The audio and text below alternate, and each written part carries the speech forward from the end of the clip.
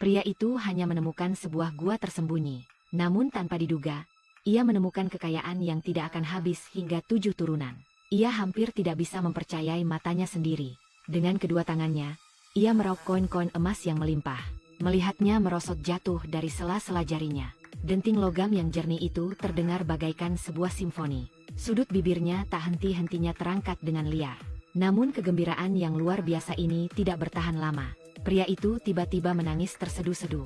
Karena kekayaan dalam jumlah astronomis di hadapannya ini, berarti ia akhirnya memiliki modal untuk membalas dendam kepada musuh-musuhnya. Halo semuanya, selamat datang di saluran film Jiu Gongzi. Kita lanjutkan kisah bangsawan Monte Cristo, bagian kedua. Cerita ini bermula dari 14 tahun yang lalu. Di hari pertunangannya, Edmond tiba-tiba dibawa paksa oleh sekelompok polisi. Setelah itu, tanpa melalui persidangan apapun, ia dijatuhi tuduhan palsu dan langsung dijebloskan ke penjara Chateau Dave. Ia menghabiskan 14 tahun dalam masa tahanan yang gelap dan penuh penghinaan. Untuk menyelidiki kebenaran di balik fitnah yang menjebloskannya ke penjara saat itu, Edmond, yang kini telah menjelma menjadi bangsawan Monte Cristo, menulis sepucuk surat kepada Jacopo. Dalam surat itu, ia menyatakan bahwa untuk Anda, Jacopo, ia telah membelikan 2 kapal besar dan 3 properti. Namun sebagai imbalannya, ia berharap Anda, sebelum akhir bulan, segera pergi ke Marseille untuk menemuinya. Dan ia juga berpesan agar Anda berdandan layaknya seorang pria terhormat. Melihat uang tunai dalam jumlah besar yang disiapkan Edmond untuk perjalanannya ke Marseille, senyum Jacopo melebar hingga ke telinga. Maka, ia pun segera berdandan hingga penampilannya berubah total dan bergegas ke Marseille untuk menemui bangsawan Monte Cristo yang telah bertransformasi.